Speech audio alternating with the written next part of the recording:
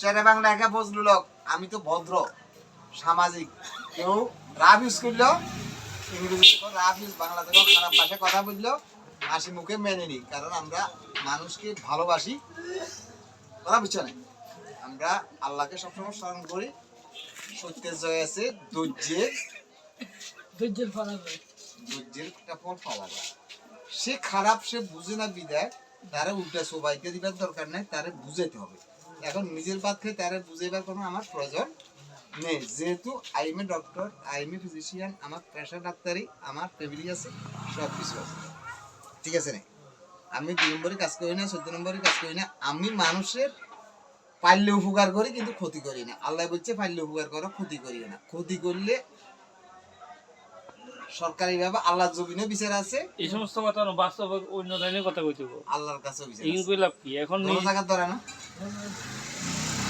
ঠিক আছে না? একজনরে উল্টা সবাই দিছ, পরের দিন তুমি দেখবা যে বহুত ডেঞ্জারাস, তাহলে তার পিছনে কেউ শেখায়ত করবে না, সমালোচনা করবে না। ওয়েলকাম জানাই, আসসালামু আলাইকুম। আরে ভাইয়া ভালো আছেন নি? ভাইয়া কেমন আছেন? ভাইয়া কিছু খাবেন না, বসেন। জিয়ান, তুই জিয়ানকে খাবার লাগবো, আর তোমার বেটা সরল সোজা লোকেরা চাইকে খাবাবে না। খাবার বর্তমান যুগ 1500 টাকা বেতনে সরি করে জিন্সের প্যান্ট গিয়ে ইন্দে কোন রকম মনে করে শাড়ি গিয়ে গা দিয়ে ভিতরে ঢুকে টাইর কাল লাগাই দি, চশমা কাল লাগাই, বুঝো রে? আইবো চশমা হের দিলে নিচে আইবো আর সালাম দেননি, অথচ এত আব্বার হবো। ঠিক আছে রে? এত লোক আগে কথা কইতি তো নকলে কিবা কোলাইয়া আচ্ছা এখন কি কোনো কথা তার কি পরিবর্তন হয়ে গেল?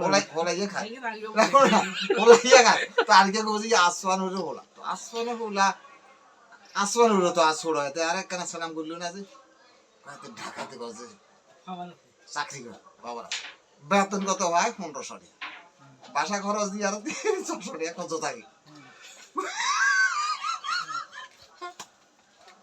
বুঝছো? এদিকে তাকান, ইন্টারভিউ চলেন না এইসব। কিন্তু তার বেতন 1500 টাকা, খাই দেয়।